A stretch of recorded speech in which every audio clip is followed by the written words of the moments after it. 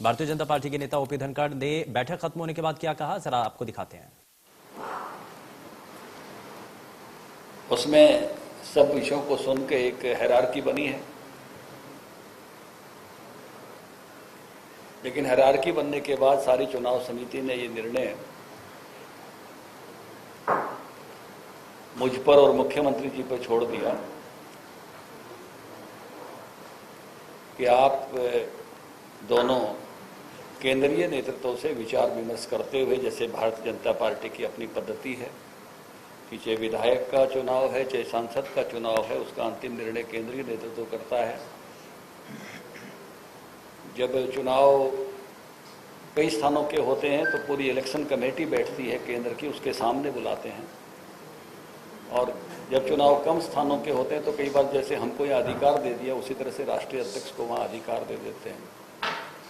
तो हम उनको से निवेदन करेंगे कि हमने अपना विचार विमर्श किया है, कर लिया है, जो ही आप हमको समय देंगे तो मैं और मुख्यमंत्री जी उनके सामने उपस्थित होंगे। जो भी केंद्र से जो निर्णय, यहाँ की जो प्राथमिकताओं के आधार पर जो सूची हमने तैयार की है, उस पर जिस पर भी मोहर लगेगी उसकी जानकारी आपको दे दी जाएगी। मैंने कहा कि एक हायरार्की बनी है, एक पदानुक्रम बना है कि सबसे गंभीर उम्मीदवार कौन है, नंबर 2 पर कौन है, 3 पे कौन है, 4 पे कौन है, 5 पे कौन है, इस तरह से एक हायरार्की बनी है। 17 के 17 लोगों की हायरार्की तो सबकी बनी है, लेकिन उसमें से जब ऊपर आते हैं तो अपने आप संख्या उसमें से ध्यान में आ जाती है कि कौन कौन से नाम ऊपर उभर के आते हैं। तो जो उस नाते से उसी से में से जो है एक तरह से ये दायित्व हमको मिला है, तो केंद्र के सामने उपस्थित होंगे और जो प्राथमिकता के आधार पर नाम आए हैं उन पर चर्चा करेंगे। सर, मतलब सिंबल आपका रहेगा और क्या आप जेजेपी के नेतृत्व से उनको सलाह मशवरा करेंगे, कोई बातचीत करेंगे?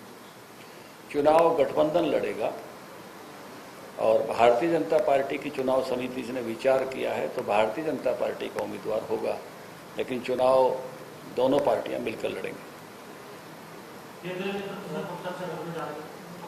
आज ही हम अपनी बात वहां पहुंचाएंगे कि हमने अपना होमवर्क कर लिया है, हमारी प्रदेश की चुनाव समिति की बैठक हो गई है। जो ही वो हमको समय देंगे, कल में परसों में, उनकी समय की उपलब्धता के हिसाब से वहाँ उपस्थित आपके मीडिया के मित्रों के माध्यम से, आपके सोशल मीडिया ग्रुप से वो जानकारी मिली है। निश्चित रूप से भी उनके पहले वहीं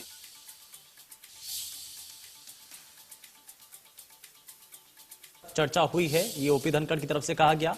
गठबंधन चुनाव लड़ेगा और साथ ही साथ इस उपचुनाव को पूरी ताकत के साथ अब लड़ा जाएगा। उम्मीदवार बीजेपी का होगा, ये स्पीच ओपी धनखड़ की तरफ से स्पष्ट किया गया है और उपचुनाव के लिए उम्मीदवार के नाम पर चर्चा हुई है। और ये भारतीय जनता पार्टी चुनाव समिति की बैठक हुई। बैठक खत्म होने के बाद पार्टी प्रदेश अध्यक्ष ओपी धनखड़ को आप सुन रहे हैं। उम्मीदवार में 17 की सूची में नाम है जो अन्य पार्टी से संबंध रखते हैं, उनकी अपनी पार्टी है, या इन 17 में आपने केवल भारतीय जनता पार्टी के नेताओं को शामिल किया है? जो भारतीय, जब मैं प्रेस कर रहा हूं उस समय जो भारतीय जनता पार्टी के सदस्य हैं उन्हीं पर चर्चा हुई है। मतलब अन्य पार्टी किसी और 4 सवाल पूछकर जैसे वो पहेली होती थी कि 17 से कम है या 16 से ज्यादा, 15 से ज्यादा है, तो अपने आप वो नंबर आप जितेंद्र जी ऐसे नहीं चलेंगे। चलिए के नाम की चर्चा थी, उनका नाम 17 में नहीं। देखिए, मैंने कहा कि जो वर्तमान में भारतीय जनता पार्टी के सदस्य हैं, आज जब चुनाव समिति की बैठक हुई है उन सब पर चर्चा हुई है और इस समय जो आप नाम की चर्चा कर रहे हैं वो भी इस समय भारतीय जनता पार्टी के सदस्य हैं।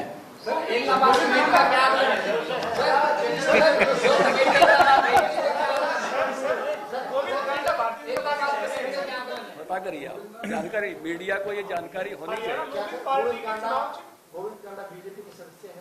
हाँ, वर्तमान में इस समय जब मैं प्रेस कर रहा हूँ, जब हमारी चुनाव समिति की बैठक हो रही थी उससे पहले ही उन्होंने सिरसा में भारतीय जनता पार्टी की सदस्यता ग्रहण की है।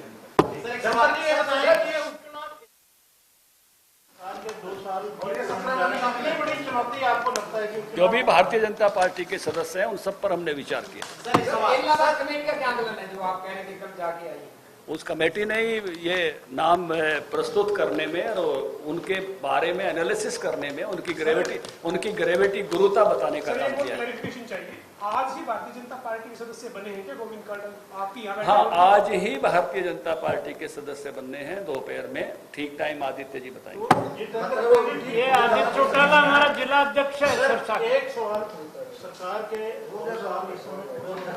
कितनी बड़ी चुनौती जो है इलाहाबाद उपचुनाव लगता है और क्या मतलब हम लोगों के सामने रखेंगे इसमें किस मुद्दे? देखिए, पिछली बार भी भारतीय जनता पार्टी ने पिछले 2 बार से कोई 10-11 हजार वोटों से हम पीछे रहे हैं। लगभग 45,000 वोट पिछले चुनाव में हमने लिए हैं। भारतीय जनता पार्टी को बहुत लोग वहाँ प्रेम करते हैं और बहुत दमदारी के साथ चुनाव में हम जा रहे हैं, जीतने के लिए जा रहे हैं। चुनौती तो ये अभय सिंह जी के लिए है क्योंकि वो सीट छोड़कर आए थे। रिपीट करना उनके लिए चुनौती है। मैंने पहले भी कहा था कि हमारे लिए तो ये अपॉर्चुनिटी है, अवसर है और अवसर को हम उपलब्धि में बदलेंगे। सर एक सवाल है, जो आज नए सदस्य बने हैं क्या उनके ऊपर भी पार्टी अपना दौड़ में है? मैंने कहा ना, जो पार्टी के 17 लोगों की सूची आई है, जो पार्टी के वर्तमान में सदस्य हैं, उन सब पर विचार किया। चलिए, थैंक यू, धन्यवाद। तो ओपी धनखड़ को आपने सुना और इस दौरान उपचुनाव के लिए उम्मीदवारों के नाम पर चर्चा हुई है और साथ ही साथ ओपी धनखड़ की तरफ से कहा गया कि गठबंधन में चुनाव लड़ा जाएगा और दोनों जो राजनीतिक दल हैं वो पूरी एकता के साथ इस पूरे चुनाव को लड़ेंगे, मजबूती के साथ चुनाव को लड़ेंगे और जीत के आधार बना करके ही वो इस चुनाव को लड़ने जा रहे हैं।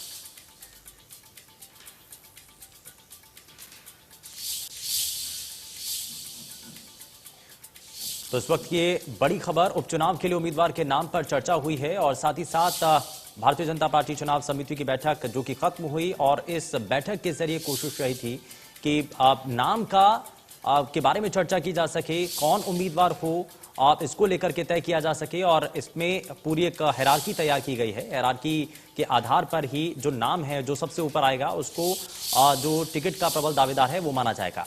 और इसी सब चीजों को बताते हुए यहां पर ओपी धनखड़ नजर आए। उन्होंने प्रेस कॉन्फ्रेंस की और प्रेस कॉन्फ्रेंस के जरिए उन्होंने कई सवालों का हालांकि इस दौरान जवाब दिया। उन्होंने कहा कि चुनौती इंडियन नेशनल लोकदल के लिए है कि उनको एक बार फिर से इस सीट पर जीतना कितना ज्यादा चुनौतीपूर्ण है ये उनके लिए है, लेकिन अवसर भारतीय जनता पार्टी के लिए है और इस अवसर को वो जीत पे तब्दील करेंगे, ये इस दौरान ओपी धनखड़ की तरफ से कहा गया। और उम्मीदवार बीजेपी का होगा, ये भी इस दौरान अपनी प्रेस कॉन्फ्रेंस के जरिए ओपी धनखड़ ने स्पष्ट किया है। तो चुनाव के लिए उम्मीदवार के नाम पर चर्चा हुई है और लगातार इसको लेकर के मंथन चल रहा है। हालांकि इंडियन नेशनल लोकदल के अपने नाम के खुलासे के बाद से अब तमाम जो दूसरे राजनीतिक दल हैं, चाहे वो कांग्रेस हो या फिर भारतीय जनता पार्टी जजपा का जो गठबंधन है वो हो, इन सभी के सामने बड़ी चुनौती है कि किसको चुनावी मैदान में उतारा जाए। हालांकि भारतीय जनता पार्टी की चुनाव समिति जो बैठक है वो इस दौरान की जाती है और नाम को लेकर के मंथन किया जाता है, किसको चुनावी मैदान में उतारा जाएगा। इस नाम को साफ करने के लिए, उस पर चर्चा करने के लिए ही ये बैठक की गई थी और क्या रणनीति इस दौरान अपनाई जानी चाहिए। हालांकि भारतीय जनता पार्टी ने इस बार जो फॉर्मूला अपनाया है उसमें एक हायरार्की तय की गई है। अलग अलग नाम जो कि भारतीय जनता पार्टी के मौजूदा वक्त के जो सदस्य हैं उन्हीं सभी नामों पर चर्चा की गई है और उनमें कौन सबसे ऊपर आता है, कौन सबसे ज्यादा आगे निकलता है, उसी को प्रबल दावेदार के तौर पर माना जाएगा और उसी को आगे टिकट दी जाएगी। तो उपचुनाव के लिए ये तैयारियां अलग अलग राजनीतिक दलों की तरफ से की जा रही है, लेकिन भारतीय जनता पार्टी की ये चुनाव समिति की बैठक और इस बैठक के खत्म होने के बाद तमाम तरीके के सवालों का जवाब देते हुए ओपी धनखड़ नजर आए और उपचुनाव के लिए उम्मीदवार के नाम पर चर्चा हुई है ये उन्होंने साफ किया। उन्होंने कहा कि गठबंधन में चुनाव लड़ा जाएगा और साथ ही साथ दोनों राजनीतिक दल मिलकर के चुनाव लड़ेंगे। उम्मीदवार बीजेपी का होगा, ये भी इस दौरान उन्होंने साफ किया। विपिन परमार हमारे संवाददाता जुड़ चुके हैं ज्यादा जानकारी के साथ। विपिन, आप उम्मीदवार भारतीय जनता पार्टी का होगा लेकिन दोनों राजनीतिक दल मिलकर के चुनाव लड़ेंगे। देखिए, बिल्कुल एक बड़ी डेवलपमेंट जो है वो सामने आई है इस बैठक के बाद कि गोविंद कांडा जो है उनकी ओर से सिरसा में भारतीय जनता पार्टी की सदस्यता ग्रहण कर ली गई है और इसी बैठक के दौरान जो है उनका नाम भी 17 लोगों की सूची में, जो 17 लोग स्क्रूटनाइज किए गए हैं, 17 लोगों की सूची में उनका नाम भी है। ये जानकारी ओम प्रकाश धनखड़ जो है प्रदेश अध्यक्ष उनकी ओर से दी गई है और ऐसी परिस्थितियों में अब जो है कहीं ना कहीं इलाहाबाद का ये चुनाव जो है बेहद इंटरेस्टिंग है। फिलहाल भाजपा प्रदेश चुनाव समिति की ओर से ये बैठक की गई है। 17 नामों को जो है वो सूची तैयार की गई है। एलनाबाद में तमाम नेता जो है वो गए थे, उनकी ओर से तमाम कार्यकर्ताओं से बात करने के बाद ये सूची तैयार की गई है। एक हायरार्की बनाई गई है, हर कैंडिडेट की विशेषताएं लिखी गई हैं। उनको अब जो है केंद्र के साथ जो है ओम प्रकाश धनखड़ व मुख्यमंत्री मनोहर लाल डिस्कस करेंगे और उसके बाद ही उम्मीदवार के नाम का ऐलान जो है वो होगा। जाहिर तौर पर उम्मीदवार के नाम पर उसके बाद ही पूरी तरीके से मोहर लग पाएगी, लेकिन हायरार्की एक यहाँ पर बार बार शब्द यहाँ ओपी धनखड़ की तरफ से इस्तेमाल किया गया। उन्होंने कहा कि जो इस हायरार्की में है अलग अलग उनके पॉइंट्स रखे गए हैं और जो सबसे आगे निकलेगा उसी को प्रबल दावेदार माना जाएगा। विपिन, देखिए बिल्कुल हायरार्की शब्द का इस्तेमाल इसलिए किया गया कि एक कैंडिडेट की विशेषता है कि उसका जनसंपर्क अच्छा है, दूसरे कैंडिडेट की विशेषता है कि वो समाज सेवा से जुड़ा हुआ है। तो ये तमाम तरह के मुद्दे हैं, तमाम तरह की हायरार्कीज जो है वो एक एक कैंडिडेट के लायदा जो है दो पॉइंटर्स बनाकर जो है वो पार्टी आला कमान के सामने रखे जाएंगे। ओपी धनखड़ ने ये भी स्पष्ट किया कि ये हायरार्की बनाई गई है, फैसला मुख्यमंत्री और ओम प्रकाश धनखड़ को करना है, लेकिन उससे पहले पार्टी आला कमान जो प्रोसेस रहता है भारतीय जनता पार्टी का, पार्टी आला कमान से बात कर अप्रूवल लेकर जो है नाम की घोषणा की जाएगी। लेकिन विपिन इस दौरान क्योंकि ये भी सवाल किया गया ओपी धनखड़ से कि कितनी बड़ी चुनौती रहेगी, तो उन्होंने कहा कि चुनौती तो इनेलो के लिए है, हमारे लिए तो अवसर है। तो ये भारतीय जनता पार्टी इसमें इस मुकाबले को किसी तरीके से मान रही है कि बीजेपी वर्सेस इनेलो का है। देखिए फिलहाल ये बात जिस तरह से की गई है, क्योंकि चुनाव है, चुनाव लड़कर जीता और हारा जाता है, ऐसे में भाजपा भी अपनी ओर से पूरी तरह से आश्वस्त अपने आप को दिखाती नजर आ रही है। साफ तौर पर उनका ये कहना है कि इनेलो की ओर से जो है ये रिजाइन किया गया था अभय चौटाला की ओर से, तो उनके लिए मुश्किलें बढ़ने वाली हैं। अब देखना ये होगा कि कैंडिडेट कौन होता है, क्योंकि चेहरे पर चुनाव जो है बेहद ज्यादा डिपेंड हो जाएगा, क्योंकि ये बाय इलेक्शन है। तो ऐसे में जो चेहरा उतारा जाएगा उसकी जो तमाम चीजें हैं उसको देखते हुए लोग जो है ज्यादातर देखना वाली बात यही रहेगी कि क्या क्या कैंडिडेट्स किस किस पार्टी की ओर से उतारे जाते हैं। तो लाजमी सी बात है, इंटरेस्टिंग चुनाव होगा और देखना यही होगा कि भाजपा और कांग्रेस की ओर से किसे मैदान में उतारा जाता है। ठीक है, बहुत शुक्रिया विपिन इस पर जानकारी के लिए।